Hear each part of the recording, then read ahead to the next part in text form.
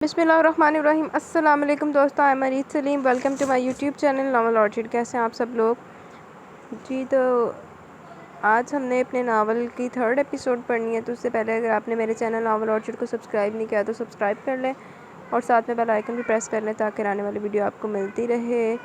और कल मैं एपिसोड आपको नहीं दे सकी, मतलब कल मैंने छुट्टी पे थी, इस वजह से सुबह से या कल लेट नाइट आपको एपिसोड नहीं मिल सकी।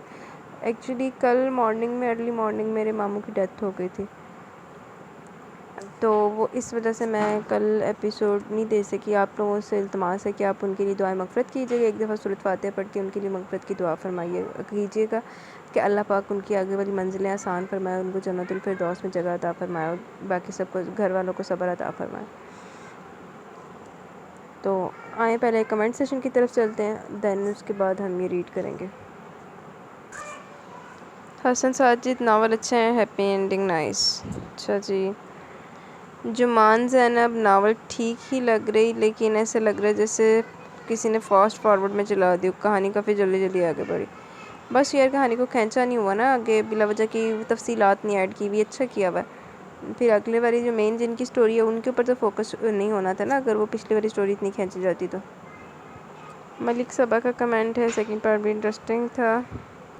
हाँ जी, वसी का करेक्टर बहुत पॉजिटिव और बहुत अच्छा दिखाया गया, अपने बहन भाइयों से प्यार करने वाला, सबका ख्याल रखने वाला। और आहो साहिबा और वसी एक दूसरे को लाइक करते हैं। सोनी की माँ समरा की बहुत चवल किस्म की औरत है और अरूबा के लिए वाकई दुख हुआ। हाँ, वली ने खुद चूज़ किया सोनी को और चंगा थप्पड़ पे आया तौफीक से, ये डिज़र्व करता था। बल्कि ऐसे थप्पड़ अगर बचपन में मारे होते तो आज ही इन हालों में ना पहुंचा होता। ये समरा मान ही डायन है जो सिर्फ पैसे की पुजारी है और इसकी कोई रिश्ता नहीं, इसका रिश्ता पैसे के साथ है। बेटा चुप कर जाओ। हाँ जी, ऐसे ही है। वली इतना चंगी हुई, वली खुद ही छोड़ के गया था हर चीज़ गुस्से में, अब भुगते खुद ही। हाँ, तौफीक ने तो चवला मारा नाश्ते ना, आमना और उसके बच्चे ही मिलते हैं। हाँ जी, देखते हैं किसका कपल बनता है, वली का किसके साथ बनता है और वसी का किसके साथ बनता है। बाकी सारी एपिसोड बहुत ज़्यादा इंटरेस्टिंग थी। Thank you. आपके ड्रेस का सुनकर बहुत दुख हुआ। हाय अल्लाह, क्या याद करा दिया आपने मुझे। अल्लाह पाक करम फरमाएंगे अपना, इंशाल्लाह ठीक हो जाएगा आपका ड्रेस, इंशाल्लाह। दुआ तो यही है मेरी, हो जाए। आमीन सुम आमीन, बस दुआओं में याद रखें। Mubashra Kashif, very nice. अस्मा आदिल, अच्छी थी एपिसोड पर तौफीक ने अच्छा नहीं किया वसी के साथ और आमना के साथ। वेरी से तौफीक तो एक नंबर का चवल इंसान है। फ़ातिमा नोमान, ये दिल असीरे जाना आप अब पढ़ रही हैं। डॉक्टर जवाद, मुझे तो ये भी नहीं याद अचानक आजकल ना दिमाग थोड़ा माउफ हुआ हुआ, ये भी नहीं याद। डॉक्टर जवाद मेरा का जो शायद उसका डॉक्टर होता है जो उसको पागल कर रहा होता है, पारिस का, मेरा ख्याल है ये वही है। मोहिद अब्दुल्ला, वालेकुम अस्सलाम। अच्छा जी, थैंक यू कि आपको मेरे रीड किए हुए नावल बहुत ज़्यादा पसंद आते हैं।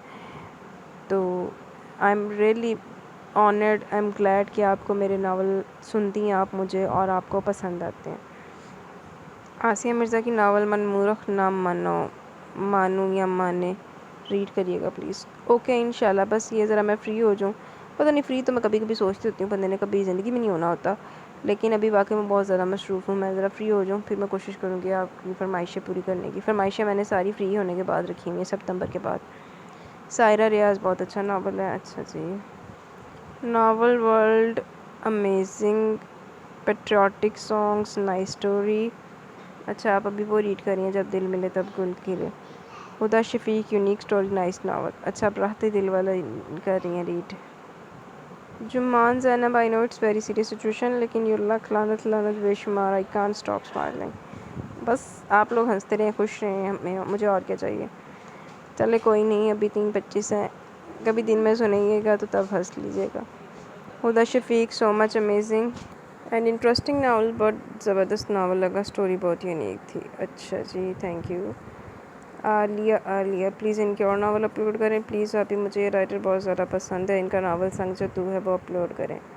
अच्छा, ये आप जारिया वाले नावल की बात करी हैं, ज़रा एक नज़र मेरे बेखबर। ठीक है, मुझे भी ये वाला नावल पसंद है जो आप कह रही हैं, इंशाल्लाह ये भी ज़रूर रीड करेंगे।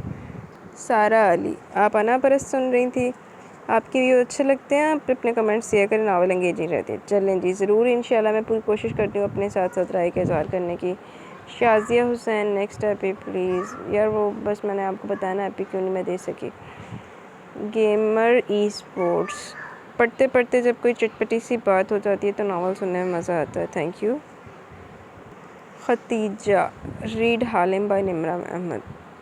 ओके मैं कोशिश करूँगी। हालिम तो अभी तक मैंने खुद बजाते खुद नावल नहीं वाला पढ़ा हुआ, मुझे सजेशन हुई थी, और जब निम्रा अहमद का न्यू नावल था पढ़ना चाहिए था लेकिन नहीं पढ़ा मैंने। अभी तक माला नहीं स्टार्ट किया, मैंने कहा माला एक दफ़ा कंप्लीट हो जाए फिर उसको पढ़ेंगे। मैंने हालिम भी नहीं पढ़ा हुआ, पढ़ेंगे इंशाल्लाह, रीड करेंगे फिर आप इकट्ठे पढ़ेंगे। सारा अली, मैं ये नावल दोबारा सुन रही हूँ अपलोड करने के बाद। अच्छा जी थैंक यू। आपका रीड करने का तरीका बहुत डिफरेंट है तो वो सुनी हुई नावल भी डिफरेंट साउंड करती है। शुक्रिया। इंतज़ार रहता है। हाँ तो बस मैं नावल कंप्लीट होने के बाद रीड करती हूँ, मैं वेट करती हूँ आपके नावल कंप्लीट करने का। थैंक यू वेरी मच यार। मेरी पूरी कोशिश होती है कि नावल में गैप ना है। मुझे पता है कि आप लोगों को वेट रहता है लेकिन बस कुछ मजबूरियाँ ऐसी आ जाती हैं कि इंसान को एक आध दिन की छुट्टी लेनी पड़ती है। अच्छा जी, गेमर ई स्पोर्ट नबीला अबर राजा वाले पे कह रही हैं आप, या औरतों की गलतियाँ ही ये गलतियाँ ही, पता नहीं क्या लिखा हुआ आपने। यही है कि मीना मार मार के हॉस्पिटल पहुंचा दे, मियाँ मार मार के हॉस्पिटल पहुंचा दे, बट हम इनके एक ही डायलॉग कहते हैं, मेरा पति मेरा देवता है। माँ सदके जाए फिर ताड़े देते। तो ऐसे नहीं करना चाहिए ना, जो सही है वो सही है, जो नहीं है वो गंदा है तो जो वो गंदा है। तो ठीक है आप हस्बैंड को रिस्पेक्ट दें, सब कुछ करें, लेकिन एडा भी सिरे ना चाड़ो बड़े बंदे नू। एडी सेंटीमेंटल औरतें नहीं बनना चाहिए यार, फीमेल जितनी सेंटीमेंटल नहीं होना चाहिए। चलें जी, एक कमेंट सेशन इख्तिताम को पहुँचे, एपिसोड रीड करते हैं अपनी आज की। वो फटी फटी नज़रों से अपने बाप का चेहरा देख रही थी। अब तक यकीन नहीं आ रहा था जो उसने सुना वो सही है। मैं जानता हूँ जो हो रहा है वो ठीक नहीं और तुम्हें तकलीफ़ भी हो रही है, लेकिन तुम्हें बहुत बड़े दुख से बचाने के लिए सब करना बहुत ज़रूरी था। मैंने ऐसा कुछ नहीं चाहता, पर भैया ने बहुत सोच समझ के फैसला किया। मैं निकाह ख्वाह का बंदोबस्त करने गए। वो अब तक वैसे ही ताक थी। सबसे पहला ख्याल इसे वली का है। अभी तो इनका रिश्ता बन रहा था, अभी तो इसने से सोचना शुरू किया था। और अभी ये सब क्या हो रहा था? सबसे बड़ी हैरत की बात कि वसी का मान जाना था। इसकी होने वाली मंगेतर के लिए इसकी पसंदीदगी वो जानती थी, और अब वली की जगह वसी से निकाह। इसकी आंखों में वली के बाद वसी का चेहरा है तो इसका सांस रुकने लगा। इसने बेख्तियार गहरा सांस लिया, लेकिन इसका दम घुटता जा रहा था। सिचुएशन तो यार वाकई बड़ी क्रिटिकल है बंदी के लिए, कि बंदी किसी और को सोच रही है तो वो फिर उसका उसी के भाई के साथ जिससे उसने हमेशा एहतराम वाला रिश्ता रखा है, हंसी मजाक में गुजारा किया है, तो वो रिलेशन चेंज हो रहा है। दर्द के मारे इसकी आंखें आंसुओं से भरने लगी। ऐसे ना रो बेटा। खालिद साहब ने बेख्तियार इसका सर अपने सीने पर रख लिया। प्लीज़ अब्बू जी ऐसा नहीं हो सकता। वसी भाई की मंगनी होने वाली है और वसी भाई वली के भाई हैं, मैं इनसे। वो बुरी तरह रो रही थी। मैं मजबूर हूँ बेटा, अगर वली यहाँ होता तो मैं ऐसा कभी ना करता। अब्बू हम वली के आने का इंतज़ार कर सकते हैं, वो भराई आवाज़ में बोली। सोनी मेरे बच्चे, मेरी ज़िंदगी का कोई भरोसा नहीं। पर अब्बू, इसने रोते हुए इनका चेहरा देखा तभी तौफीक साहब अंदर दाखिल हुए। खालिद, मौलवी साहब और सब मेहमान आ गए। खालिद साहब उठकर बैठ गए, जबकि इसके आंसू ठहर कर जम गए, जबकि सर खुद ब खुद झुक गया। कमरे में आवाज़ें बढ़ने लगी। फिर पता नहीं किसने तो पट्टे से इसका सर और चेहरे को ढांप दिया। नाकाह ख्वाह अभी से इजाज़त मांग रहा था, जबकि इसके आंसू एक बार फिर रवाना हो गए थे। ये क्या किया भाभी? इरम की हैरान परेशान आवाज़ पर आमना ने नाराज़गी से इन्हें देखा। मैंने किया? ये सब किया धरा तुम्हारे भैया का है। पूछो इनसे, क्या समझकर वो लोगों की ज़िंदगियों से खेल जाते हैं। कल वो घर पहुंची थी और कल से इनका गुस्से से बुरा हाल था, जबकि वह लीज़े, विकी और फरिया का हैरत के मारे बुरा हाल था। भैया अभी तक नहीं आए? वही है, वसी से रात वापस आ गए थे। इस वक्त सख्त गुस्से में था। मुझे सारी रात इसी की फ़िक्र लगी रही, इसलिए मैं अगले दिन ही वापस आ गई। इन्होंने तफसील से बताया। भाई इस दिन इतने गुस्से में थे कि हमने कुछ पूछा ही नहीं, और इन्होंने भी हमें कुछ नहीं बताया कि वहाँ क्या हुआ। 2 दिन से वो बैंक से आते कमरे में बंद हो जाते, खाना भी नहीं खाते। फरी ने परेशानी से इन्हें बताया। मेरा बच्चा इतना हंसमुख और सब्र वाला था, इसके अपने बाप ने इसकी खुशियाँ छीन ली। बात करते करते वो रो पड़ी तो इरम ने इनका हाथ थाम लिया। पापा को ये फैसला करने से पहले कुछ सोच तो लेना चाहिए था कि अयाज की फैमिली क्या सोचेगी कि मंगनी वली से और निकाह वसी से। अलीज़े को अपने ससुराल की फिक्र लगी। नो एक उत्ते ਜਿਹੜੀਆਂ ਕੁੜੀਆਂ ਹੁੰਦੀਆਂ ਨਾ, ਮੇਰਾ ਦਿਲ ਕਰਦਾ ਉਹਨਾਂ ਨੂੰ ਮੈਂ ਫੈਰ ਮਾਰ ਦਿਆਂ। ਘਰ ਦੇ ਵਿੱਚ ਆਪਣਾ ਮਸਲੇ ਚੇਲੇ ਹੁੰਦੇ, ਇਹਨਾਂ ਨੂੰ ਆਪਣੇ ਸਹੁਰਿਆਂ ਦੀ ਪੈ ਜਾਂਦੀ ਕਿ ਸਾਡੇ ਬੰਦੇ ਤੇ ਸਾਡੀ ਸੱਸਾਂ ਕੀ ਸੋਚਣਗੇ, ਦੌਰ ਫਿੱਟੇ ਮੂੰਹ ਤੁਹਾਡੇ ਤੇ। बेटा ये तो कोई मसला नहीं, लोगों की मंगनियाँ टूटती रहती, लेकिन बात वसी की है, इसकी 1% भी मर्जी शामिल नहीं थी। इरम के समझाने पर इसने सर हिलाया। शुक्र है तैनू भी समझ आई। मेरे बेटे ने पहली बार किसी ख्वाहिश का इजहार किया था, लेकिन मैं इसकी एक खुशी भी पूरी नहीं कर सकी। इन्हें अचानक साहिबा याद आ गई। एकदम फ़ोन की बेल पर विकी उठा। इरम एक बार फिर आमना को तसल्ली देने लगी। मामा डैडी का फ़ोन था। इसकी परेशान आवाज़ पर इन सब ने परेशानी से देखा। वो खाली चाचू की डेथ हो गई। इरम ने कुछ कहने के लिए मुंह खोला था, लेकिन वो कुछ कह नहीं सकी। इनके आंसू तेज़ी से बह निकले। फरी बदर अंकल को फ़ोन करो, रूबा तो कराची में, इसे भी इतला कर दो। अलीज़ा बेटे तुम भी अयाज़ को फ़ोन करो, विकी वसी को भी फ़ोन कर दो। वो विकी से कहकर खुद बैग पैक करने चल दी। जबकि वो बाहर आई तो सब गाड़ी में बैठ रहे थे। विकी ने इनके हाथ से बैग ले लिया, वसी को फ़ोन कर दिया। जी इन्होंने आने से इनकार कर दिया। आमना ने एकदम रुक कर विकी का चेहरा देखने लगी, फिर सर झटक कर आगे बढ़ गई। किसी को ये बताने की ज़रूरत थी कि वसी ने मना किया। कोई पूछे तो कह देना वो ज़रूरी मीटिंग के सिलसिले में लाहौर से बाहर गया हुआ। विकी सर हिला कर रह गया। आहो सही गल है, जिन्नी वसी दे नाल होगी वसी हुण जांदा फोतियां अटेंड करन वास्ते। इन तीनों ने हैरत से तौफीक साहब के साथ आती सोनी को देखा। इनके पीछे ड्राइवर 2 बड़े-बड़े सूटकेस लिए खड़ा था। इन तीनों ने बेसाख्ता एक दूसरे को देखा और नज़रें चुरा कर रह गए। सोनी ने बहुत आहिस्ता आवाज़ में सलाम किया, जिसका जवाब किसी ने नहीं दिया। पता नहीं तौफीक साहब ने बात महसूस की या नहीं, अलबत्ता वो मज़ीद घबरा गए। तुम लोगों ने खाना खा लिया? जी। इन्होंने पता नहीं किससे पूछा था, लेकिन जवाब विकी ने दिया। फरी बेटा चाय मिलेगी? फरी ने खामोश नज़र इन पर डाली, कुछ कहे बगैर किचन की तरफ मुड़ गई। आओ बेटा मैं तुम्हें तुम्हारा कमरा दिखा दूँ। विकी ये बैग ऊपर ले आओ। इन्होंने बैग उठाने के बाद विकी को दूसरा बैग लाने को कहा। अस्सलाम वालेकुम। वसी की आवाज़ पर आमना ने चौंक कर सर उठाकर घबरा कर खड़ी हो गई। खाना लगाऊं? नहीं। वो तेज़ी से सीने चलने लगा। वो परेशानी से होंठ को चलने लगी। तुम्हें किसी भी चीज़ की ज़रूरत हो मुझसे कहना, और परेशान होने की ज़रूरत नहीं, ये तुम्हारा अपना घर है। तौफीक साहब की आवाज़ पर इसके कदम सुस्त पड़े। इसने कुछ उलझ कर इनकी पुश्त को देखा, लेकिन तीसरे कदम पर दरवाजे के साथ लगी सोनी पर नज़र पड़ते ही इसके होंठ बेसाख्ता भिंच के आंखें चलने लगी थी। तौफीक साहब के सर थपकने पर जो ही इसने नज़र उठाई, वो सीधी सीढ़ियों के करीब खड़े वसी से जा मिली। इसकी आंखों में इसके लिए इतनी तपश और नफरत थी कि ऐसे अपना चेहरा जलता हुआ महसूस होने लगा। वो नज़रें चुराकर और भी तौफीक साहब के पीछे छुप गई। कदमों की चाप पर तौफीक साहब ने मुड़कर देखा। वसी अपने कमरे में दाखिल हो रहा था और अपने पीछे इसने दरवाज़ा एक धमाके से बंद किया। तौफीक साहब ने मुड़कर सोनी का चेहरा देखा, जिसका रंग बिल्कुल सफ़ेद पड़ गया था। जाओ बेटा तुम आराम करो। इन्होंने एक बार फिर इसका सर थपथपाया। इनके दस्तक देने पर जब कोई जवाब न आया तो वो दरवाज़ा खोलकर अंदर आ गई। वो कंप्यूटर के सामने बैठा हुआ था। वसी? आमना ने इसके कंधे पर हाथ रखा और वो चुप रहा। इनकी आंखें पानियों से भरने लगी। मैं जानती हूँ सिर्फ मेरी वजह से तुमने कदम उठाने पर मजबूर हो, पर वसी? इन्होंने इसे अपने हाथों में थाम कर इसका चेहरा अपनी तरफ मोड़ा। बताओ बेटा मेरा क्या कसूर है? इस बात को भी अब 1 माह होने वाला। तुम ना तो मुझसे बात करते हो और ना ही अपने बहन भाई से। अगर मुझसे नाराज़ हो तो कुछ बोलो, अपनी नाराज़गी का इजहार कर दो। मैं आपसे नाराज़ नहीं। वो इनके हाथ हटाते हुए खड़ा हो गया। उन्होंने महसूस कर लिया वो इनकी तरफ देखकर बात नहीं करा। वसी तुम्हारी ये चुप अंदर ही अंदर मुझे परेशान कर रही है। वो रोने लगी तो वसी बेचैनी से इनकी तरफ मुड़ा। इससे पहले कि वो कुछ बोलता दरवाज़ा खोलकर तौफीक साहब अंदर दाखिल हुए। वसी के माथे पर बल पड़ गया, जबकि आमना ने भी मुंह दूसरी तरफ फेर लिया था, लेकिन इन्होंने बुरा नहीं माना। मैं तुम लोगों से ज़रूरी बात करने आया हूँ। वसी तुमने अपनी माँ से जिस लड़की को मिलवाया था, मेरा मतलब है जिसे तुम शादी करना चाहते हो, इससे कहो कि कल हम इसके माँ बाप से मिलने आ रहे हैं। वसी के साथ आमना ने भी चौंक कर इन्हें देखा। इतना हैरान होने की ज़रूरत नहीं, तुम मेरे बेटे और तुम्हारी खुशी का एहसास है मुझे। अब के वसी ने अबरूज खाते हुए नजरें इन पर से हटा ली। एडा तू ਉਹਦਾ एहसास करने वाला लानती है सौंदा मेरे मुँह चो। तू सिर्फ वली का प्यो उनका ही सूट करता तैनू इधर का पुत्र ही सूट नहीं करता सी। चवल आदमी। इस दिन तुम गुस्से में थे, इसलिए मैंने जो किया। अगर मैं तुम्हें समझाता भी तो तुमने समझना नहीं था। मैंने आज सिर्फ ये निकाह सिर्फ इसलिए करवाया ताकि सोनी पर अपना हक साबित कर सकूँ। तुम नहीं जानते खालिद इस वक्त कितनी बड़ी परेशानी में मुब्तला था और आखिरी वक्त में वो कितना पुरसकून था। अगर मान लेते तो कि तुम्हारे इस कदम ने एक मरते हुए इंसान को कितनी बड़ी अगर तुम जान लेते कि तुम्हारे इस कदम ने एक मरते हुए इंसान को कितनी बड़ी खुशी दी, तो शायद तुम ये गुस्सा भूल जाते। खैर, इन्होंने गहरा सांस लिया। मैं तुम्हें ये बताने आया हूँ कि सोनी तुम्हारी जिम्मेदारी नहीं। तुम अपनी ज़िंदगी का हर फैसला ज़्यादा ना कर सकते हो, जहाँ चाहो शादी कर सकते हो, तुम पर कोई बोझ नहीं। सोनी वली की मंगेतर और कागज़ का ये रिश्ता तुम्हें सिर्फ तब तक रखना जब तक वली नहीं आता, और ये बात मैं सोनी को भी समझा चुका हूँ, इसलिए बेफिक्र हो, ये रिश्ता तुम्हारे लिए कभी भी मसला नहीं बनेगा। वसी बेहद हैरत से देख रहा था। आओ वसीना हो गई कोई कटपुतली हो गई कि जो वली नहीं है जी, तो उनके नाल निकाह कर देता। जो वली आएगा तो फिर उन्हें छड़ देगा। वसी ऐसी कम्मे लगे रहे, लानती बगारत आदमी। ये बात मैंने बच्चों को भी बता दी और तुम्हें भी बता रहा हूँ। किसी को ये बात बताने की जरूरत नहीं कि सोनी तुम्हारे निकाह में। उम्मीद है कि अब तुम्हारा गुस्सा कम हो गया होगा। इन्होंने मुस्कुराकर वसी को देखा तो इसने अफसोस से तौफीक साहब को देखती आमना को देखा। और हाँ, इन लोगों से कहना हमें मंगनी की जल्दी है, इसी हफ्ते में मंगनी करनी है। वो अब आमना की तरफ मुड़े।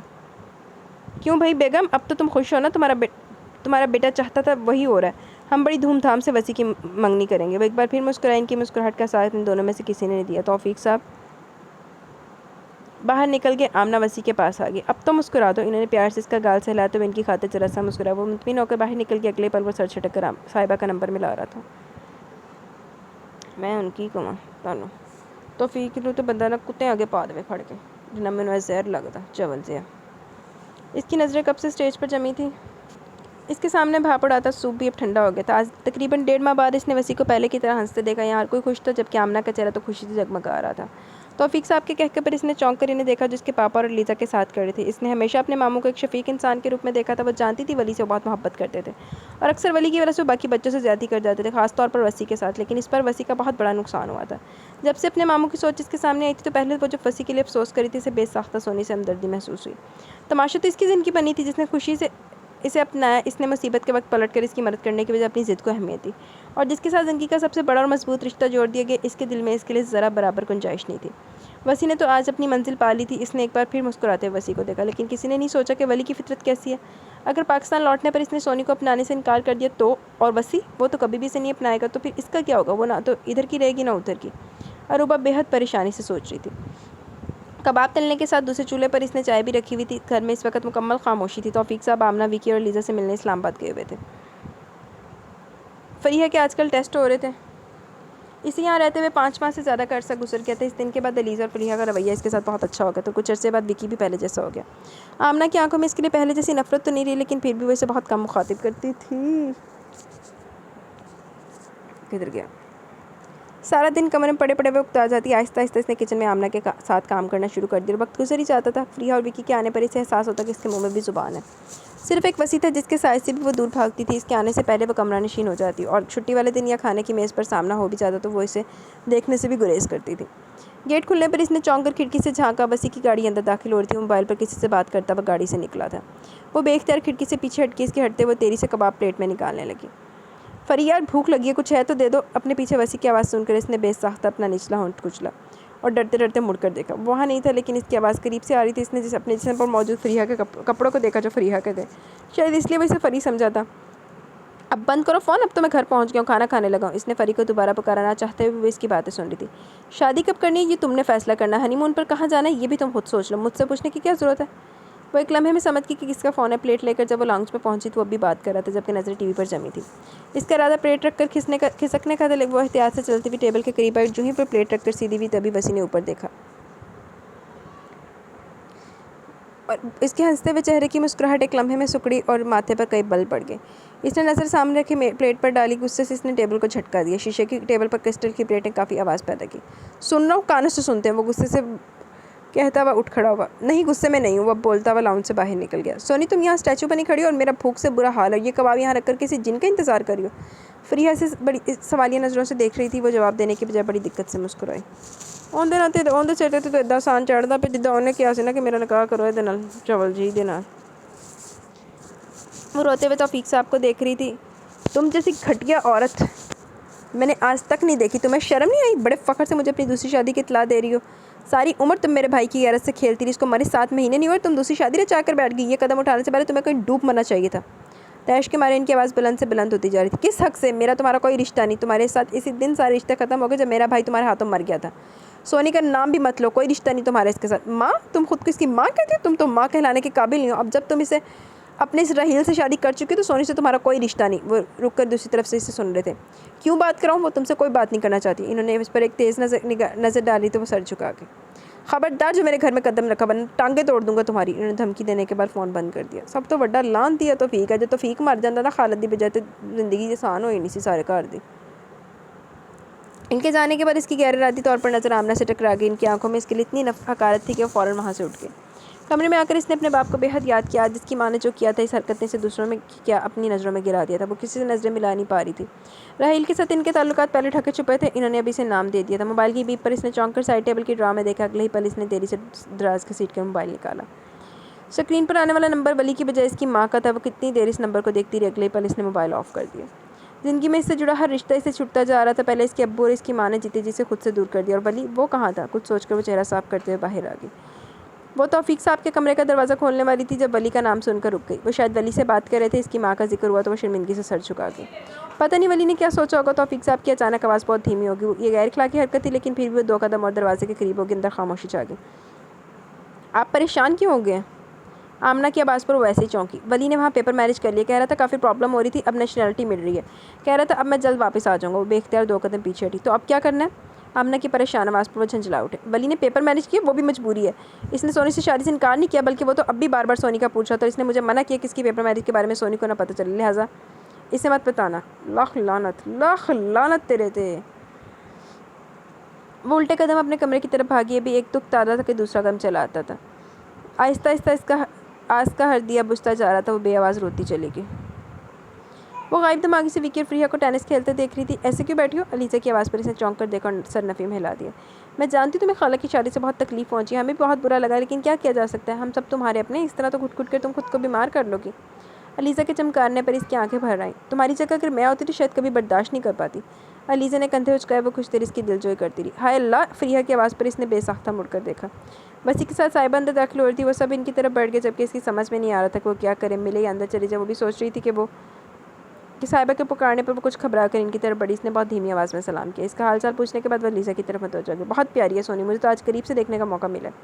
साहिबा की तारीफ पर लीज़ा ने मुस्कुराकर इसे साथ लगा लिया, जबकि वो झुके सर के साथ मज़ीद कन्फ्यूज़ होगी। रिश्ते में तो ये मेरी जेठानी लगती है, लेकिन उम्र में ये मुझसे भी छोटी है। चलो अंदर मम्मा से मिल लो। बस जो नागवारी से इसकी गुफ्तगू सुन रहा था फ़ौरन से टोका। हाँ चलो। अलीज़ा भी इसे वहाँ से हटाना चाहती थी। इनके जाते इसने कब से रुका हुआ सांस खारिज किया, जबकि विकी और फरीहा के चेहरों पर जो दबी जबी मुस्कुराहट थी वो कहके में बदल गई। अभी ये सोनी की इतनी तारीफ कर रही थी और क्या कह रही थी? जेठानी। वो दोनों हंसते हुए बोले। अगर इन्हें पता चल जाए कि खैर से मोहतरमा रिश्ते में इनकी सौकन लगती है तो सौकन बनी सहेली का यह मुजाहरा कैसा होगा? यहाँ तो WWE शुरू हो जाएगी। विकी की बात पर फरीहा ने ज़बरदस्त कहका लगाया, जबकि वो मुस्कुरा भी नहीं सकी। इसके रूहान से चेहरे पर नज़र पड़ते हुए दोनों खामोश हो गए। गाल तो सही सी दोनों दी। अभी से लाउंज में अब मुश्किल 5 मिनट हुए थे जब बाहर से तौफीक साहब की ऊंचा ऊंचा बोलने की आवाज़ें आने लगी। विकी फरीहा आगे पीछे निकले। वो भी घबरा कर बाहर निकली। बाहर इसकी माँ के साथ इसका नया शौहर भी खड़ा था। इसने घबरा कर ड्राइंग रूम की तरफ देखा। शोर की आवाज़ सुनकर वसी और आमना भी बाहर आ चुके थे, जबकि इनके पीछे साहिबा का हैरान चेहरा भी नजर आया। तौफीक साहब शायद अभी घर आए थे। इन्हें अंदाज़ा भी नहीं था कि अंदर कोई है। मैं देखती हूँ मुझे मेरी बेटी से मिलने से कौन रोकता है। इसकी माँ ने अपने चूड़ियों से भरा हुआ हाथ हवा में लहरा के इन्हें चैलेंज किया। मैं रोकूंगा तुम्हें। अंदर कदम तो रख कर बताओ, आप होते कौन है सोनी से मिलने रोकने वाले? ये इसकी माँ है, मैं इसका बाप हूँ। हम इसे लेने और वैसे भी ताया से ज़्यादा माँ का हक होता है। राहील ने अचानक अपने हक का एहसास दिलाया तो इनके माथे के बलों में इजाफा हो गया। आज इतने महीनों बाद तुम्हें अपनी बेटी और अपना हक याद आ गया। मैं जानता हूँ ये मोहब्बत क्यों जागी। तुमने एक बार फिर इसको बेचने का सोचा होगा, लेकिन तुम भूल रही हो सोनी, अब हमारी गैरत है। तुम लोगों की घटिया चाल का मुझे अंदाज़ा था, इसलिए मैंने सोनी का निकाह कर दिया, लेकिन शायद तुम भूल गए। पर कोई बात नहीं। इन्होंने मुड़कर पीछे देखा। विकी वसी को बुलाओ, इसे कहो अपनी और सोनी की शादी का सबूत लेकर आए। सोनी ने बेख्तियार दीवार का सहारा लेकर ड्राइंग रूम की तरफ देखा। वसी का चेहरा ज़बत के मारे सुर्ख हो रहा था। आमना के चेहरे पर एक रंग आ रहा था और जा रहा था, जबकि साहिबा के हैरान परेशान चेहरे पर एक नज़र डालकर इसने फिर बाहर की तरफ देखा। इसकी माँ भी बहस कर रही थी। अब इज्जत से यहाँ से निकल जाओ, इससे पहले कि मैं पुलिस को बुलाऊँ। पुलिस का सुनकर शायद राहील डर गया, इसलिए समरा का हाथ खींचते हुए इसे बाहर ले गया। तौफीक साहब गुस्से से सर झटकते हुए अंदर चले गए। साहिबा के चेहरे पर अब भी उलझन थी। मेरी तो अब भी कुछ समझ में नहीं आ रहा कि वो तो वली की मंगेतर थी, फिर तुम्हारे डैडी ये क्यों कह रहे थे कि वो तुम्हारी बीवी है? इसके सवाल पर वसी ने बेसाख्ता अपनी माँ का चेहरा देखा। वो नजरें चुराती हुई बाहर निकल गई। मैं ये सब तुम्हें पहले बताना चाहता था, लेकिन वही बता सका। मेरे इससे कोई रिश्ता नहीं। डैडी सिर्फ इसकी कस्टडी चाहते थे। वली के आने पर सब ठीक हो जाएगा। क्या ठीक हो जाएगा? सारी बात समझ में आती। साहिबा ने गुस्से से देखा। इतनी बड़ी बात होगी, तुम कह रहे हो कि सब ठीक हो जाएगा? रिश्ते क्या इस तरह जुड़ते हैं? और तुमने मुझसे मंगनी करके मुझे धोखा दिया। साहिबा बात को समझने की कोशिश करो। मैं इस वक्त मजबूर था। ये निकाह सिर्फ कागजी और वो भी वली के आने पर ख़त्म हो जाएगा, जबकि तुमसे मंगनी मैंने अपनी मर्जी से की है। मैं तुम्हें क्या समझती थी वसी? एक आइडियल इंसान जो ना झूठ को पसंद करता और ना बोलता, और वो कभी दूसरों को धोखा नहीं देता, जबकि तुमने ये दोनों काम किए। इसके चेहरे पर गुस्सा ही गुस्सा था। वो मज़ीद से वजाहत का मौका दिए बगैर बाहर निकल गई। वो इसके पीछे गया, लेकिन वो कुछ सुनने को तैयार नहीं थी। रात तक इसने इसे कई फ़ोन कर डाले, लेकिन इसका फ़ोन रिसीव नहीं कर रही थी। हत्ता कि वो सुबह बैंक भी नहीं आई। गुस्से और अफसोस से इसका बुरा हाल था। इसकी इज्जत नफ्स पूरी तरह मजरूह हुई थी। वो बिल्कुल फेयर था, लेकिन इसके बावजूद वो इसे झूठा और धोखेबाज समझ रही थी। शाम को जब वो घर में दाखिल हुआ तो वो गुस्से से भरा हुआ था। वो किचन की तरफ आ रही, इसकी तवक्का के मुताबिक वही थी। मेरी ज़िंदगी को अजाब बना दिया तुमने। इसकी तेज़ आवाज़ तो डर के मारे उछल पड़ी, जबकि हाथ में पकड़ा पानी का गिलास गिरकर कितने टुकड़ों में बिखर गया। तुम जाती क्यों नहीं यहाँ से मेरी ज़िंदगी से? वो लाल बब्बू का चेहरा लिए 2 कदम आगे बढ़ा तो बेसाख्ता 2 कदम पीछे हटी। मैं हमेशा साफ सुथरी ज़िंदगी गुजारने का कायल रहा हूँ, पर आज तुम्हारी वजह से मेरे किरदार पर उंगली उठाई गई। तुमसे निकाह मेरी ज़िंदगी का सबसे बुरा लम्हा था। मैं ना सिर्फ इस लम्हे से बल्कि तुमसे भी सख्त नफरत करता हूँ। सुना तुमने? वो एक बार फिर धाड़ा तो इसका दिल सहम गया। पहली बार मैंने ज़िंदगी में किसी को पसंद किया और तुम्हारी वजह से वो पसंद मुझसे दूर होगी। अब अगर मेरी और साहिबा की मंगनी टूटी तो मैं तुम्हें। इसका बस नहीं चला था। इसका गला दबा रहे। जब वो ऐसा नहीं कर सका तो इसने शेल्फ पर की सारी चीज़ें हाथ मारकर गिरा दी। क्या हुआ? आमना घबराई भी किचन में। इन्होंने परेशानी से किचन के फर्श पर एक नज़र डाली जो टूटे हुए कांच से भरा हुआ था। वसी, मम्मा इसको कहीं भेज दें। अब अगर ये मेरे सामने आई तो पता नहीं मैं क्या कर डालूंगा। वो तेरी से बाहर निकल गया, जबकि इसके आंसू बड़ी तेजी से बह रहे थे। जैसी माँ वैसी बेटी। इसे भी दूसरों की ज़िंदगी बर्बाद करनी आती थी और तुम भी मेरे बेटे की खुशियाँ खा गए। मम्मा प्लीज़। इनके नफरत भरे अंदाज को फरीहा ने बड़ी नागवारी से सुना। उस पर एक हकारत भरी नज़र डालकर बाहर निकल गई। दौर फिटे मुँह तोड़े थे। माँ पुत्र अंदर से ते आसान कर रहे थे। तो फीक साहब ने पाओ ना जुतियाँ दे हार, जिन्हें सारा फसाद दी जड़ चवल आदमी। सॉरी सोनी, भाई एक्चुअली परेशान है, वरना तुम जानते हो कितने सॉफ्ट है। प्लीज़ तुम। इसके करीब आकर फरीहा ने इसका हाथ थामा जो बुरी तरह तप रहा था। तुम्हें तो बुखार है, दवा क्यों नहीं ली? तुम चलो अपने कमरे में। वो इसका हाथ खींचते हुए बोली तो वो बेजान होते वजूद के साथ इसके पीछे खींचती चली गई। आज 3 दिन हो गए थे इसे साहिबा से बात किए। वो मुसलसल रब्ते की कोशिश कर रहा था, मुसलसल नाकाम था। इस बात ने इसके अंदर झंझलाहट को बढ़ा दिया। सेलफोन की बीप पर इसने बेजारी से स्क्रीन की तरफ देखा। इरम पप्पा के घर का नंबर था। वो कुछ देर स्क्रीन को देखता रहा, फिर फ़ोन अटेंड कर लिया। भाई मैं फरी हूँ, आप कहाँ हैं? बैंक से निकल रहा हूँ। घर जा रहे हैं? पता नहीं, वो बेजारी से बोला। एक्चुअली भाई आज मेरा बहुत ज़रूरी टेस्ट था, इसलिए मुझे यूनिवर्सिटी आना पड़ा। वापसी पर विकी मुझे यहाँ पप्पो की तरफ ले आया, मामा भी यहीं हैं, तो इसकी तफसील पर उकता कर बोला। भाई अब शाम हो रही है, सोनी को कल से बहुत तेज़ बुखार था, घर पर कोई नहीं, पिछले 3 घंटे से मैं फ़ोन करी हूँ, वो फ़ोन भी नहीं उठा रही। विकी पता नहीं कहाँ चला गया, इसका मोबाइल भी नहीं मिल रहा, मामा भी पप्पो के साथ बाहर गई हैं। वसी के माथे पर पल पड़ गए। तो मैं क्या कर सकता हूँ? भाई प्लीज़ आप घर जा रहे हैं तो एक नज़र से देख लें, मुझे परेशानी हो रही है। मैं इसका नौकर नहीं लगा कि इसे जाकर देखूँ, बीमार है तो मेरी बला से। इसने फाड़ खाने वाले अंदाज में कहकर फ़ोन बंद कर दिया, पार्किंग की तरफ बढ़ने लगा। इसका सेल फ़ोन फिर एक बार फिर बज रहा। लाख लाना तेरे ते, तू तो इंसानियत ही बेच गई, मन्निया तेरे नाल ज़्यादती हुई, लेकिन हुण जेह्ड़ा तू कर रहा है उं'दा ते पिच्छे उस कुड़ी दा की कसूर। इसने गुस्से से स्क्रीन की तरफ देखा। अब की बार नंबर साहिबा का था, इसने तेरी से फ़ोन रिसीव किया। तुम्हारे मुसलसल इग्नोर करने से जानती हो पिछले 3 दिन से मैं कितना परेशान हूँ। मेरी बात अब तसल्ली से सुनो, तुम मुझे जानती हो ना, मैं झूठ बोलता हूँ ना धोखा देता हूँ। अगर इस निकाह में मेरी 1% मर्जी भी शामिल होती तो मैं कभी तुमसे मंगनी ना करता, ना तुम्हें यूँ वजाहत देता। तुम्हारे निकाह की बात ही ऐसी थी कि मैं शॉक्ड होने के साथ गुस्से में भी आके, लेकिन इन 3 दिनों में मैंने बड़े ठंडे दिमाग से तुम्हारी एक बात को सोचा। हाँ मैं जानती हूँ तुम बहुत ऑनेस्ट और स्ट्रेट फॉरवर्ड हो, तुम्हारी यही बातें तो मुझे अट्रैक्ट करती हैं, मुझे तुम पर पूरा यकीन है। वसी के दिल से बहुत बड़ा बोझ हटा। फिर कब कर रहे हो मुझसे शादी? वो अपने साबका अंदाज में लौट आई। कहो तो अभी कर लूँ? वो खिलखिलाकर हंस पड़ी। ये बहुत जल्दी हो जाएगी। बाय द वे 2 बीवी एक साथ अफोर्ड कर लोगे? शट अप साहिबा। इसका मजाक इसे बुरा लगा, जबकि इसकी कैफियत का मजा ले रही थी। गुस्सा क्यों कर रहे हो? ऐसा हो भी सकता है? इम्पॉसिबल। इसके पुर यकीन अंदाज पर वो बड़े फ़ख्र से मुस्कुराए। अच्छा फ़र्ज़ करो, वो हंसकर बोली, अगर तुम्हें अचानक इससे मोहब्बत हो जाए तो फिर क्या करोगे? मैं मोहब्बत को नहीं मानता। क्या होती है मोहब्बत? तुमसे मेरी कमिटमेंट है, तुम मेरी पसंद, मेरे लिए कमिटमेंट मेरी पसंद ज़्यादा है। मैं वो बस इससे यही सब सुनना चाहती थी, लेकिन अभी कुछ और भी तसल्ली करना चाहती थी। मोहब्बत बहुत कुछ करवा लेती है, फिर शायद तुम्हें ये कमिटमेंट भी याद ना रहे। अब तुम मुझे ही देख लो, इतनी बड़ी बात होने के बावजूद मैंने तुम्हारे निकाह को भी इतने आराम से हज़म कर लिया, क्योंकि तुम मुझे अच्छे लगते हो। साहिब देखो साहिबा, मैंने कहा ना मैं फेयर बंद काम करता हूँ। अगर मैं इसमें मेरी दिल की मर्ज़ी शामिल होती, तुम्हारा मेरा निकाह भी हुआ होता, तो भी मैं साफ लफ्ज़ों में तुम्हें बता देता, बल्कि सब कुछ ख़त्म भी कर देता। साहिबा ने मुस्कुराहट रोकते हुए कहा, मैं सोच रहा हूँ तुम मुझे पसंद तो करती हो, और शादी भी हमारी हो जाएगी, और 2 बीवी भी मैं अफोर्ड कर सकता हूँ। क्या ख्याल है तुम्हें नया घर ना बनवा दूँ? खबरदार, जिसके बारे में सोचा भी मुझसे कोई बुरा नहीं होगा। वो बुरी तरह भड़की थी। अच्छा यार कहकर वो हंसने लगा। तो पर तू ਜਿਹੜਾ ਉਹਨੂੰ ਉਕਸਾਨੀ ਪਈ ਸੀ, ਸੌਂਦੀ ਮੇਰੇ ਮੂੰਹ 'ਚ ਉਕਸਾਈ ਉਹਨੂੰ ਆਪ ਜਾਂਦੀ ਸੀ, ਤੇ ਹੁਣ ਜੇ ਉਹਨੇ ਕੋਈ ਜਵਾਬ ਦੇ ਦਿੱਤਾ ਤੇ ਉਹਨੂੰ ਨਾ ਵੱਢਣ ਨੂੰ ਪੈ ਰਹੀ। सब कुछ सही हो जाएगा, इसे उम्मीद नहीं थी, लेकिन साहिबा के एतबार ने इसके सर से बहुत बड़ा बोझ हटा दिया, इसलिए इसका मूड खुद बहुत खुशगवार हो गया। सेल फ़ोन की बीप पर इसने कार की स्पीड स्लो करके नंबर देखा। अरूबा का नंबर था, इसने फ़ोन ऑन कर लिया। इस वक्त तुम कहाँ हो? इसने छूटते सवाल किया। सड़क पर हूँ, वो खुशगवार अंदाज में बोला। अभी कुछ देर पहले फ़री ने फ़ोन पर तुम्हें कुछ कहा था? इसकी मुस्कुराहट सुकड़ गई। मैंने इसे बता दिया था। मैं जानती हूँ तुमने क्या बताया था, मुझे तुमसे इतनी सफाकी की उम्मीद नहीं थी। तुम इस मासूम लड़की से किस बात का बदला ले रहे हो? जितना बुरा तुम्हारे साथ हुआ, इतना बुरा उसके साथ भी हुआ। तुम मर्द होकर मजबूर हो गए, तो वो फिर लड़की थी। क्यों इस तरह मिसबिहेव कर रहे हो? मेरी गाड़ी ठीक होती तो मैं कभी तुम्हें फ़ोन ना करती। विकी आ रहा, हम घर पहुंच जाएंगे, लेकिन अगर तुम घर के करीब हो तो प्लीज़ इसका पता करो। पिछले 5 घंटे से मुसलसल बेल जा रही है, वो कोई रिस्पॉन्स नहीं दे रही। इसकी खामोशी पर उसे पुकारने लगी। सुन रहा हूँ। वो मज़ीद लेक्चर के मूड में नहीं था, इसलिए उसने मोबाइल ऑफ़ कर दिया। इसे खुद पर हैरत हो रही थी, इसे तो अपने गुस्से पर बड़ा कंट्रोल था, फिर वो क्यों खुद पर काबू खो बैठा। इसे अचानक अपने बुरे रवैये का एहसास हुआ तो वो शर्मिंदा होकर रह गया। गाड़ी पोर्च में खड़ी करके वो तेरी से दरवाजे की तरफ बढ़ा। दरवाज़ा लॉक था। कितनी देर तक वो बुरी तरह दरवाज़ा बजाता रहा, ताकि इसके हाथ सुरख हो गए, लेकिन दरवाज़ा नहीं खुला। वो कुछ परेशान होकर लॉन के पिछले हिस्से की तरफ बढ़ा। गली में किचन का दूसरा दरवाज़ा भी था। इसने हाथ बढ़ाकर हैंडल खींचा, दरवाज़ा आराम से खुल गया। वो तेरी से अंदर दाखिल हुआ। इसने एक बार फिर सर उठाया, लेकिन अब की बार इसे सांस लेने में दुश्वारी हो रही थी। आंखों के आगे अंधेरा छा गया, तभी दरवाज़ा झटके से खुला। इसने धुंधली आंखों को झपक कर सामने देखने की कोशिश की। नज़र आने पर इसे बेहद हैरत हुई। वसी, इसने बेआवाज़ इसका नाम दोहराया, लेकिन इसे मज़ीद सोचने की मोहलत ही नहीं मिली। इसका दिमाग तारीकियों में डूब गया था। इसे यूँ बेसुध अंदाज में ज़मीन पर बैठे देखकर वो हैरान हुआ। इसकी आंखें झपकने पर इसे कुछ तसल्ली भी। वो अपने गुस्से को पस्त-पुश डालकर आगे बढ़ा। उठकर बेड पर बैठो। इसके पुकारने पर जब वो यूँ ही आंखें बंद किए बैठी रही तो इसे बहुत गुस्सा आया। सुना नहीं तुमने? इसके चीखने पर वो इसके गर्दन सीधी नहीं की तो इसने दोजानों बैठते हुए इसके बाजू को झटका दिया। अगले पल इसका सर इसके सीने से आ लगा। वो सटपटा कर रह गया। इसने झटके से इसे पीछे हटाया और वो खड़ा हो गया। वो औंधे मुँह ज़मीन पर गिरी थी और इसके बिखरे बालों को देख रहा था, जैसे कुछ समझ में ना पा रहा हो। कदमों की आवाज़। इसने नज़र घुमाकर दरवाजे की तरफ देखा। अरूबा के पीछे विकी, फरिया, इरम और आमना अंदर दाखिल हुए। Oh my God! अरूबा भागकर गिरी हुई सोनी की तरफ बढ़ी। फरिया और अरूबा ने इसे उठाकर बेड पर डाला।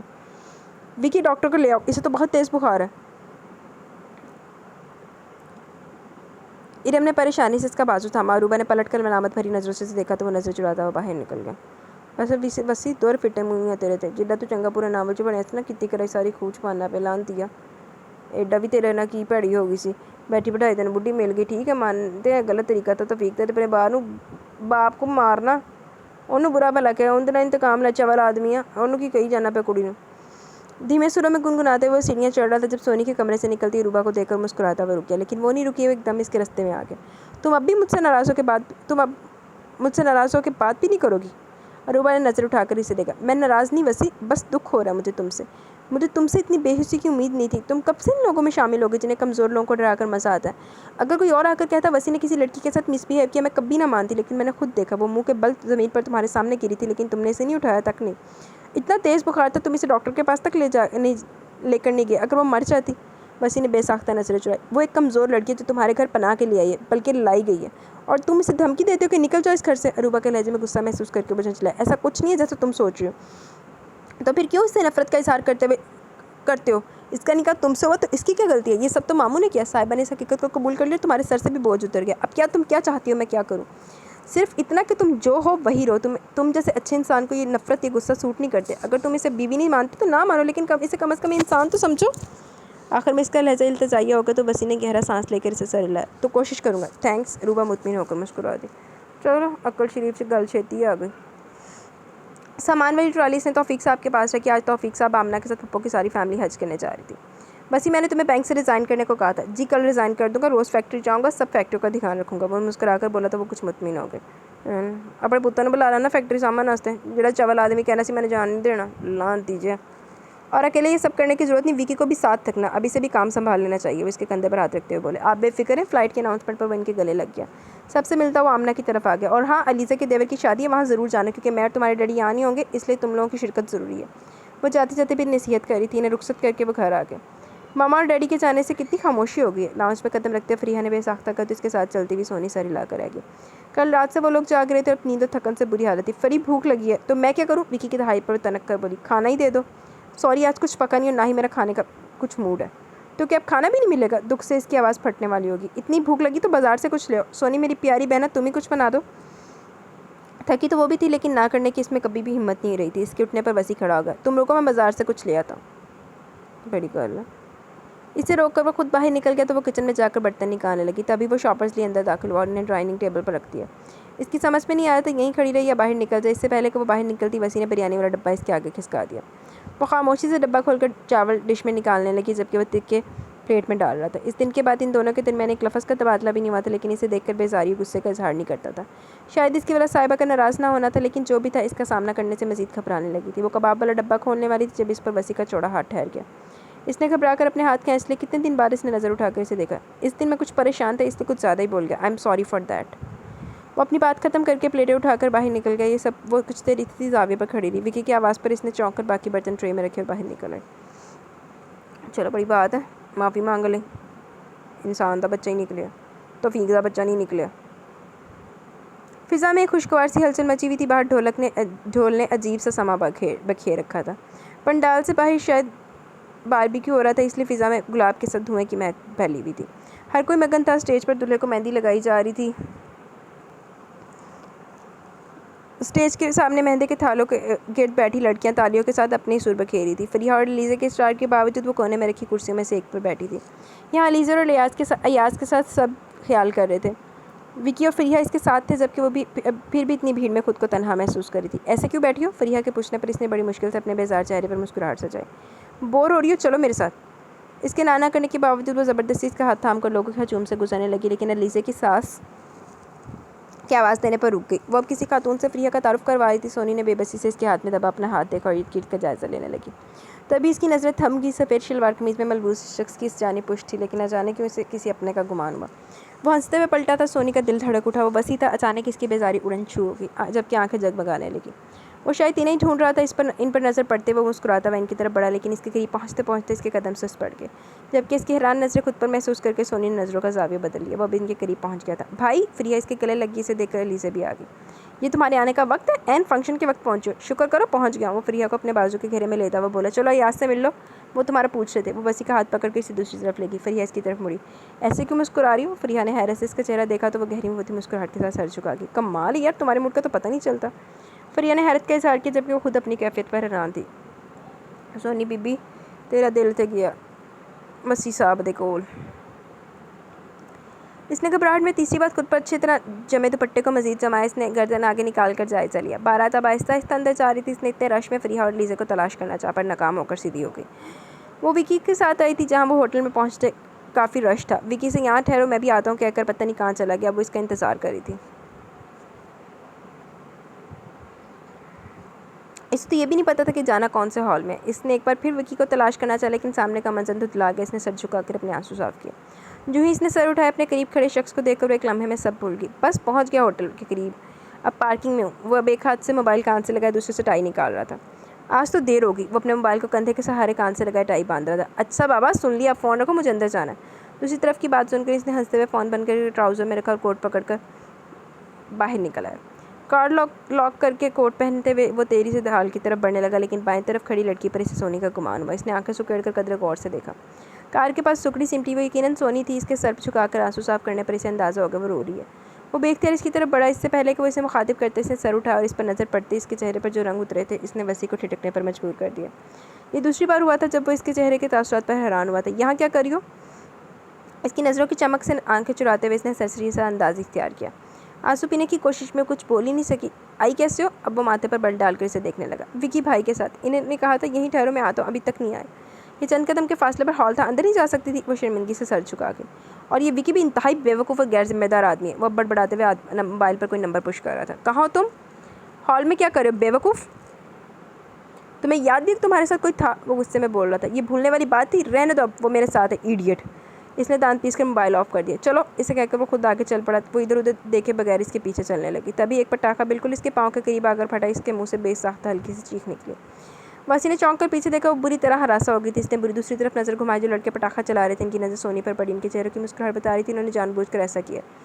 वो गुस्से से सोनी की तरफ बढ़ा और इसका कांपता हुआ हाथ अपने मजबूत हाथ में थामकर तेजी से आगे बढ़ने लगा। और वो जो अपने तेज़ धड़कते दिल को काबू कर रही थी, और जब वो इसके लम्स को समझने के काबिल हुई, इसकी सारी जान इसके हाथ में सिमट आई। वो एक ट्रांस की कैफियत में चली जा रही थी। सारे फंक्शन में एक बेखुदी की सी कैफियत इसके पर जारी रही, जबकि लेकिन बिस्तर पर लेटते वो कैफियत ख़त्म हो गई। कितने दिन से वो वसी को देखती अजीब से एहसास का शिकार हो जाती थी, लेकिन अब वो अपनी इस कैफियत को समझ नहीं पाती थी। पर आज सिर्फ एक लम्हे में इस पर जो राज मुनकशिफ हुआ था, इसने इसे हिला कर रख दिया था। वो इससे मोहब्बत करने लगी थी।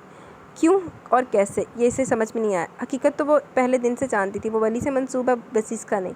ये निकाह सिर्फ एक समझौता, और सबसे बड़ी बात वो वसी की पसंद नहीं। वो तो साहिबा को पसंद करता है। ये सारी सोच इसके सामने थी, लेकिन वो फिर भी मुसलसल इसे सोच रही थी। बस यार, निकाह के बोलों में बड़ी ताकत होती है। जो अल्लाह ताला ने जड़ा कपल बना देता, जड़ा फैसला कर लिया, वो तो कोई हफ्ते नहीं ना कर सकता। तुम क्या दहलीज चुने आए थे? मेहंदी वाले दिन भी रात को ऐन वक्त पर पहुँचे और वलीमा अटेंड के बगैर जा रहे हो? अलीज़ा के आवाज़ पर इसके कदम सुस्त पड़ गए। मजबूरी है बहना, मेरा जाना ज़रूरी है। वलीमा एक दिन बाद, और वहाँ फैक्ट्री में एक बहुत बड़ा ऑर्डर कंप्लीट करना है। मुझे वहाँ होना ज़रूरी है। विकी को भी साथ लेकर जा रहा हूँ। वसी की आवाज़ पर बेचैनी से हाथ मसलने लगी और हौसला पैदा करते हुए अंदर आ गई। दोपहर के 12 बज रहे थे, लेकिन अभी भी इनका नाश्ता चल रहा था। वो धीमी आवाज़ में सलाम करते हुए अंदर आ गई। इसने बेख्तियार वसी को देखा। वो इसकी तरफ मतवज्जा नहीं था। ये तुम्हें क्या हुआ? वो भी बैठी थी जब अलीज़ा ने इस पर हमला कर दिया। तुम रोती रही हो? फ्रिया के पूछने पर इसने सरनवी में हिलाई। सबकी नज़रें खुद पर महसूस करके मज़ीद कन्फ्यूज़ हो गई। ठीक है, फिर हम चलते। तुम आंटी और याद से मेरी तरफ से एक्सक्यूज़ कर लेना। विकी को तो छोड़ दो, इसका वैसे ही जाने का कोई मूड नहीं। अलीज़ा की फरमाइश पर विकी ने बड़ी आस से वसी का चेहरा देखा। और देखो, विकी तो अल्लाह को चाहे कि मैंने छुट्टी मिल जाए। इसको तो पहले अल्लाह मौका दे काम ना करने का। वसी के घूरने पर विकी ने दांतों की नुमाइश की। कोई ज़रूरत नहीं, तुम चल रहे हो मेरे साथ। वो कहता हुआ बाहर निकल गया तो विकी ने बुरी सी शक्ल बनाकर इन सबको देखा। फरी प्लीज़ यार, तुम भी चलो, मैं वहाँ अकेला बोर हो जाऊँगा। सॉरी, मैं वलीमा तो ज़रूर अटेंड करूँगी। इतने ज़बरदस्त मेरे कपड़े, नमाइशी बंदरिया। वो दांत पीस कर बोला। सोनी, तुम चल रही हो? जी। वो फ़ौरन खड़ी हो गई। दिमाग ख़राब है तुम्हारा? अलीज़ा डपट कर बोली। अभी वलीमा बाकी, और तुम कौन सा रोज़ रोज़ बाहर निकलती हो? विकी तो वसी के साथ फैक्ट्री चला जाएगा, सारा दिन अकेली क्या करोगी? जाओ तुम विकी, सोनी को नहीं जाना। विकी ने एक नज़र इसके झुके सर को देखा, कंधे उचकाकर बाहर निकल गया। खबरदार, जो जाने की बात की बहुत मारूंगी। फरिया भी अब मसनू गुस्से से देख रही थी। भाभी, आपके पापा का फ़ोन है। अलीज़ा की किसी ससुराली रिश्तेदार ने तौफीक साहब के फ़ोन की इतला दी तो अलीज़ा के पीछे फरिया भी भागी थी। वो आंसू भरी आंखों को साफ करते हुए बाहर निकली। विकी बैग थामे कमरे से निकला। विकी भाई, मुझे घर जाना है। बहुत ज़बत के बावजूद इसकी आवाज़ भरा गई। वो घबरा कर इसे देखने लगा। इसमें रोने वाली क्या बात है? पर फरी के साथ तुम आ जाना, वो कहने वाली थी जब वसी कमरे से निकला तो सूरत से रुख मोड़ गई। वो रो क्यों रही थी? कार स्टार्ट करते हुए वसी ने सरसरी अंदाज में विकी को देखा। कौन? वो बेध्यानी में वसी को देखने लगा, फिर जैसे समझ कर सर लाया। सोनी, वो भी घर जाना चाहती है, लेकिन आप ही जाने नहीं दे रही। जाओ इसे ले आओ। विकी ने चौंक कर इसे देखा। और आप ही? इससे कहो मैं कह रहा हूँ। वो कंधे उचकाता हुआ कार से बाहर निकल गया। तुम अभी गए नहीं?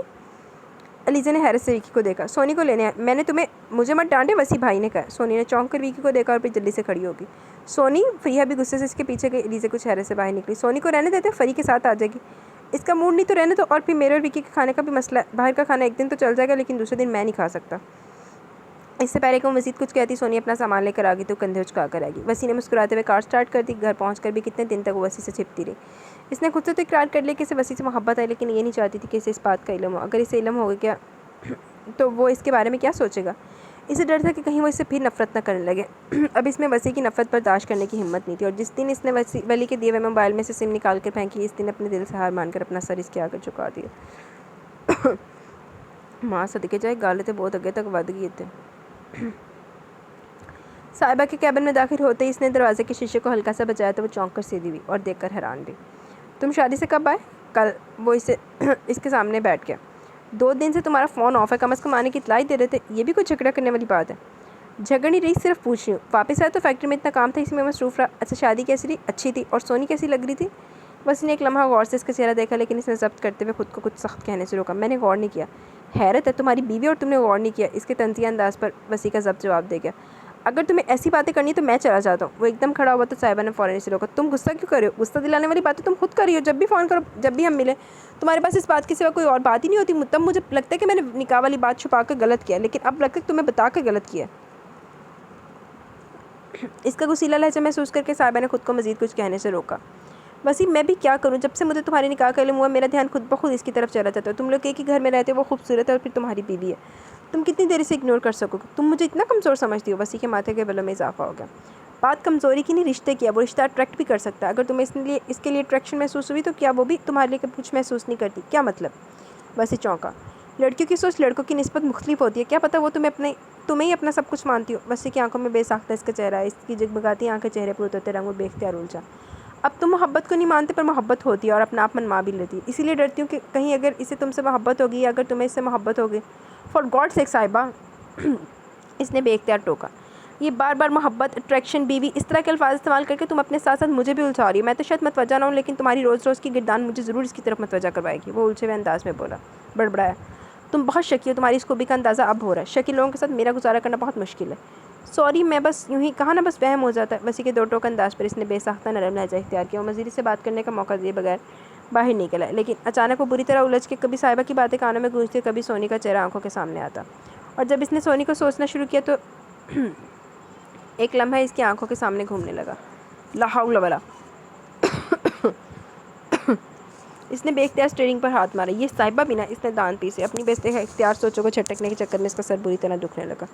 माँ सदके चली जाए, साहिबा ही तेरा टाका फिट कराएगी, तो फिक्र ना कर, मैंने लग रहा। मेरा दिल चाह रहा जाकर इस टेलर का सर फाड़ूं। भाई कसम में मेरा भी यही दिल चाह रहा है कि मैं जाकर इस टेलर का सिर फाड़ा मैं जाकर। फरिया के बिगड़े बजावे देखकर सोनी की हंसी निकल गई, जिसे फरिया के घूरने पर इसने बड़ी मुश्किल से गहरा होने से रोका। जो गला में कह कर आई थी, इसका नामो निशान ही, जरा फिटिंग देखो। इसने कमीज़ का गोला बनाकर दूसरे सोफे पर उछाल दिया। विकी भी अब तक नहीं आया, दर्जी की दुकान भी बंद हो गई होगी। इसने घड़ी की तरफ देखा जहाँ रात के 8 बज रहे थे। इसमें इतना परेशान होने की क्या ज़रूरत है, कल चली जाना। सोनी की तसल्ली पर भी मुतमिन नहीं हुई। तभी विकी ने अंदर दाखिल होकर सलाम किया। जाओ लड़की, कुछ ठंडा लेकर आओ। इतना बड़ा बिजनेसमैन काम ख़त्म करके कोई खातर करो इसकी। इदा का बिजनेसमैन वो होंगे कि जिन्होंने ना वर्करां के सामने झाड़ पैंदी होनी कि जाके फलाना काम करके आ। सोनी मुस्कुराती हुई किचन में आ गई जब वो स्क्वैश बनाकर लाई फरिया का मूड नॉर्मल करने में कामयाब हो गया। वसी के सलाम करने पर सीधी होकर बैठ गई। वो थके हुए अंदाज में वसी के करीब बैठ गया। विकी की बात सुनते हुए वो गाहें बगाहें वसी को भी देख रही थी, जो आज विकी की बातों का मजाक बनाने की बजाय बिल्कुल खामोश था। वो कुछ बेचैन होगी। अब वो पहले जैसी तो वजह से विकी को नहीं सुन पा रही थी। भाई, आपने सुनी मोहतरम की डिंगे? फरिया के पूछने बंद आंखों के साथ मुस्कुराया। आपकी तबीयत ठीक है? जब इससे बर्दाश्त नहीं हुआ तो बोल पड़ी। सर में दर्द हो रहा है। वो अब दोनों हाथों से अपनी कनपटियों को दबा रहा था। ज़्यादा दर्द हो रहा है? नहीं यार, ठीक हूँ, कुछ देर सोऊंगा तो खुद ठीक हो जाऊँगा। खाना लगाऊँ? नहीं, तुम लोग खाओ, अब सोफे पर नींद दराज हो गया। मैं चेंज कर रहा हूँ। सोनी, तुम खाना लगाओ। विकी के कहने पर इसने दर्जीदा नज़रों से वसी को देखा, जो आंखें बंद किए लेटा था। वो खामोशी से किचन में आ गई। प्लेटें टेबल पर रखकर सालन गर्म करने लगी। फिर कुछ सोचकर आग धीमी कर दी और दोबारा लाउंज में आ गई। फरी इधर ही आ रही थी। लगता भाई सो गए। तभी इसके हाथ में पकड़ा मोबाइल फ़ोन बजने लगा। इसने जल्दी से कान से लगा लिया और इसे आने का इशारा करके बाहर लॉन में निकल गई। वो धीरे धीरे चलती हुई सोफे के करीब खड़ी हो गई। देखो कैसी फरी ने ते उन्हें विकी ने ना प्राइवेसी फ्राहम की दोनों। जहाँ वो एक हाथ सर के नीचे रखे दूसरा सीने पर रखे सोफे पर नीम दराज था। इसने थोड़ा झुककर गौर से इसकी आंखों को देखा और बेहद आहिस्ती से इसके माथे को छुआ। इसमें कोई जंबिश ना हुई तो इसने पूरी हथेली इसके माथे पर टिका दी। वो बहुत हल्के हाथ से इसका सर दबा रही थी। लाउंज का दरवाज़ा खुलते इसने फ़ौरन अपना हाथ खींच लिया और तेज़ी से चलती हुई किचन में आ गई। इसका दिल इतनी तेज़ी से धड़क रहा था जैसे इसने कोई चोरी की हो। फ़रिया बर्तन रखकर अभी भी बाहर गई थी जबकि वो चाय बना रही थी जब वसीयत से दाखिल हुआ। थैंक्स। वो नासमझी से देखने लगी तो उसने मुस्कुराकर उंगली से अपने माथे की तरफ इशारा किया। इसकी गहरी होती मुस्कुराहट पर इसकी नज़रें बेख्तियार अंदाज में झुक गई। अब मैं उस मुस्कुराहट का की मतलब समझा वसी साहब। शर्म करो, इतने अच्छे मौसम में अंदर घुसी बैठी हो। सोनी ने एक नज़र फ़रिया के गीले कपड़ों पर डाली, टांगे समेट कर सोफे पर रख ली। मुझे माफ़ रखो। चलो ना यार, इतना मज़ा आ रहा है, मैं ड्रामा देख रही हूँ। भाड़ में गया ड्रामा। फ़रिया ने इसकी गोद से रिमोट उठाकर टीवी ऑफ किया। उठो, वसी भाई भी तुम्हें बुला रहे हैं। वो जो इनकार करने वाली थी खामोशी से खड़ी होगी। देखो फ़री, मैं चल रही हूँ लेकिन मुझे बारिश में नहीं भीगना। क्यों, पिघल जाओगी? यही समझ लो। वो अब बाहर आ गई जबकि लॉन में फिर फ़रिया भी पहुँच गई थी। फ़रिया फिर लॉन में पहुँच गई। तेज़ बरसती बारिश में वो तीनों मुकम्मल तौर पर भीगे हुए थे और फुटबॉल की शामत आई हुई थी। विकी ने मजबूती से वसी को थाम रखा था। इससे पहले वो खुद को छुड़ाता फ़रिया गोल कर चुकी थी और वो तीनों एक दूसरे के पीछे भागते हुए बुरी तरह हंस रहे थे। इसके लबों पर बड़ी खूबसूरत मुस्कुराहट फैल गई से हंसना आ गया था। इसने एक बार फिर मुस्कुराते वसी को देखा। वो फुटबॉल को किक लगाता वैसे आगे धकेल रहा था जबकि फ़रिया और विकी सिर्फ बॉल छीनने के चक्कर में थे और अचानक फ़रिया रुक गई। ये चीटिंग हो रही है वसी भाई, आप और विकी लड़कियां इसलिए फ़ायदा उठा रहे हैं। एक बार भी बॉल मेरे हाथ में नहीं आई। खुद ही दोनों खेलने लगे और हंसी होकर बोली तो वसी कहका लगाकर हंस पड़ा।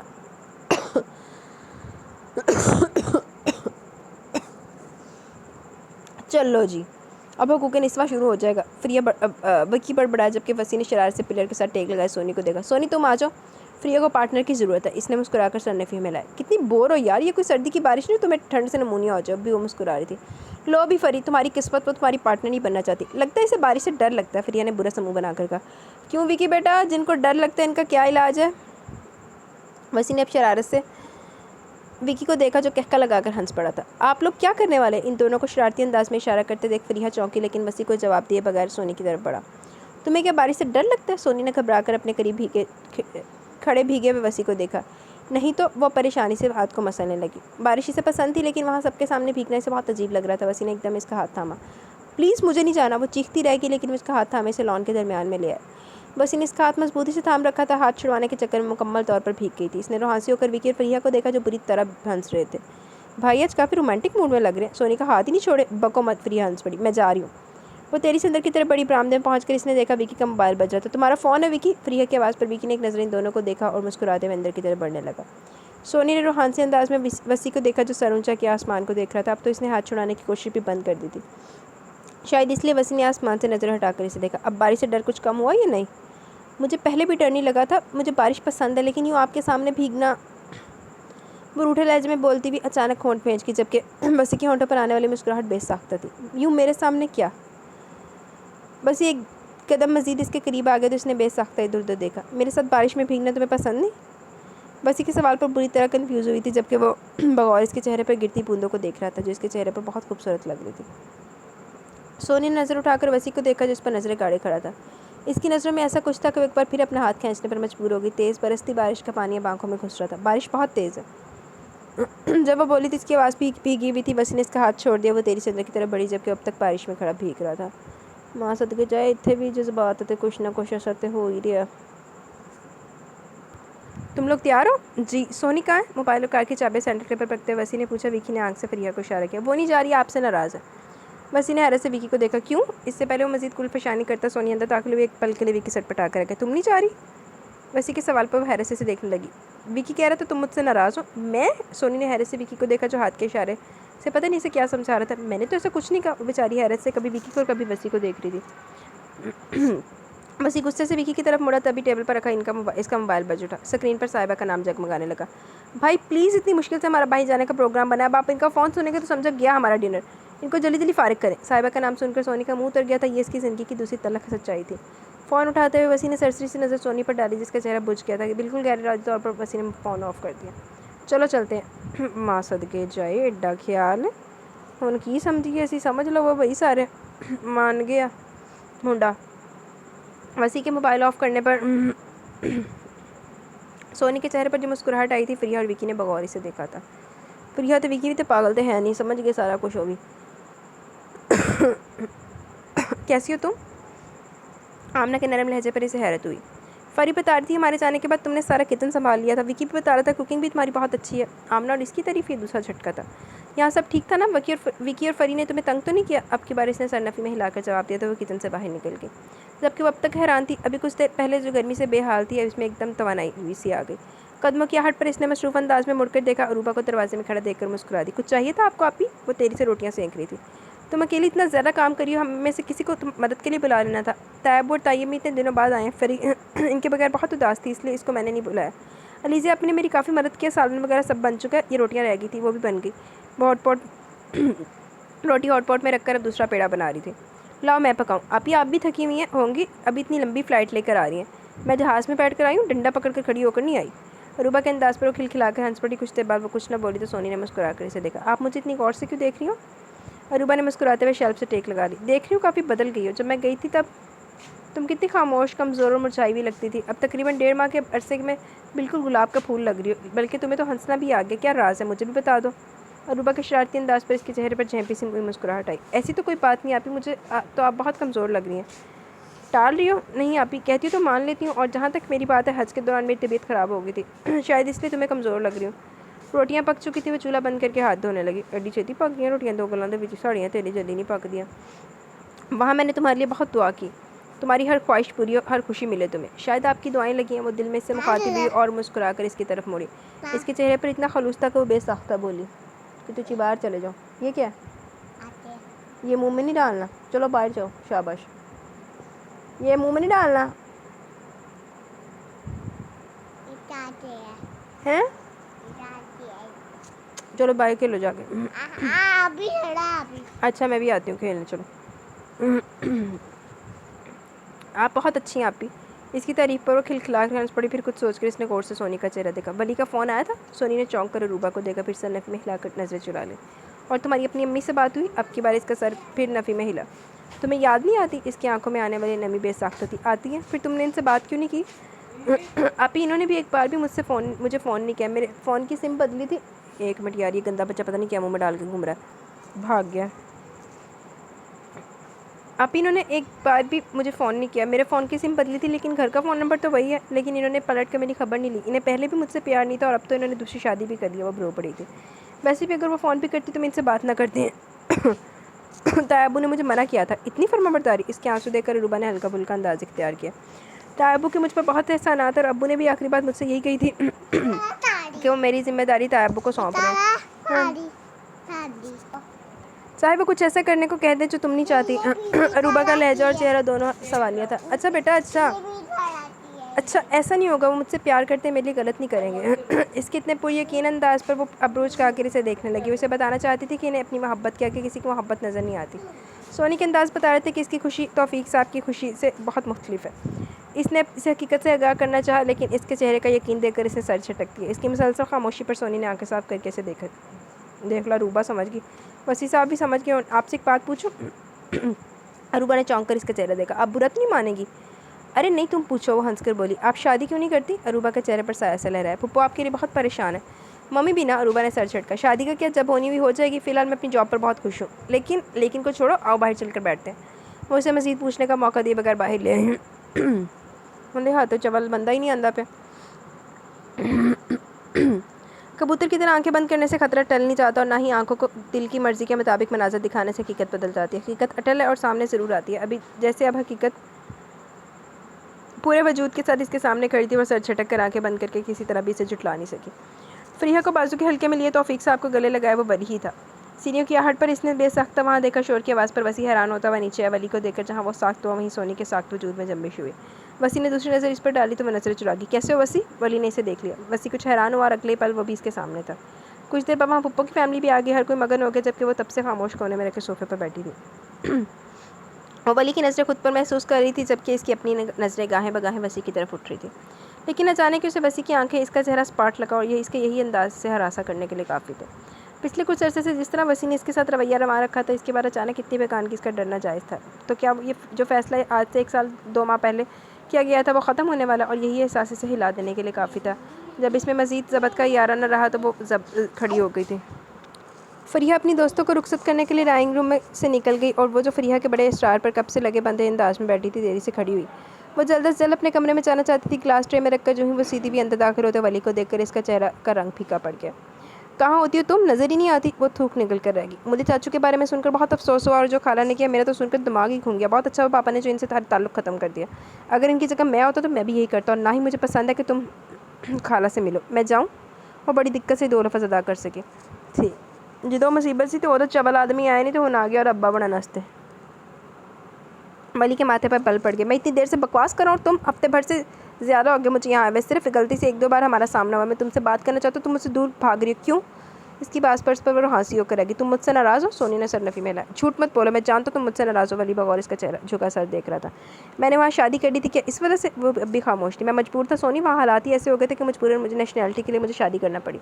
सोनी के पास पूछने कहने के लिए बहुत कुछ था लेकिन फिर भी खामोशी। जो भी हुआ इससे भूल जाओ, मैं यहाँ तुम्हारे लिए आया हूँ। सान की तौर से आपके बार इसने सर उठाकर वली को देखा और जब मुझे आपकी ज़रूरत थी इसके शिकवे पर वजह से मुतमईन होकर मुस्कुराया।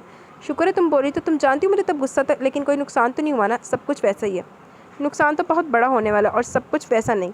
बहुत कुछ बदल गया, दिल भी और हालात भी। वो दिल ही दिल में से मुखातिब थी। अरे भाई आप यहाँ क्यों खड़े हैं? बाहर से आती फ़रिया की आवाज़ पर इसने नज़र उठाकर सामने देखा। दरवाजे के बिल्कुल सामने वसी होंठ फेंचे खड़ा था। इसके सांस सीने में अटक कर रह गया। इसने क्या सुना होगा और क्या सोचा होगा? वो किसी को मुखातिब के बगैर बाहर निकल गया तो फ़रिया कंधे उचकाती हुई अंदर आ गई लेकिन वली पर नज़र पड़ते से वली का निकलना समझ में आ गया। वली भाई आप तो फैक्ट्री जाने वाले थे। वसी ने एक नज़र सोनी पर डालकर वली को मुखातिब किया। जाने वाला था लेकिन सोनी को देखकर अंदर आ गया। सारा दिन नज़र ही नहीं आती। वो इसके बारे में बातें कर रहे थे लेकिन इसे इस बात से कोई मतलब नहीं था। इसके ध्यान में भी वसी का चेहरा था। वो बड़े बेसाख्ता अंदाज में बाहर की तरफ आ गई। वली ने कुछ हैरत से जाते देखा इसके चेहरे पर आने वाली नागवारी बेसाख्ता थी।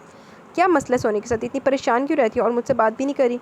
कुछ दिनों से इसकी तबीयत भी ख़राब है शायद इसलिए। वली कुछ देर तो दरवाजे की तरफ देखता रहा फिर बाहर निकल गया। जी तो गाइज़ यहाँ पे हमारी एपिसोड अपने इख्तिताम को पहुँची। कैसी लगी आपका एपिसोड? अपनी राय का ज़रूर इज़हार कीजिएगा। इंशाल्लाह कल मिलेंगे लास्ट एपिसोड के साथ। तब तक के लिए अपना बहुत सारा ख्याल रखें, दुआओं में याद रखें और मुझे इजाज़त दें। मेरे मामू के लिए ज़रूर साले सवाब के लिए दुआ ज़रूर कीजिएगा, ठीक है? इंशाल्लाह कल मिलेंगे। ओके जी, अल्लाह हाफिज़।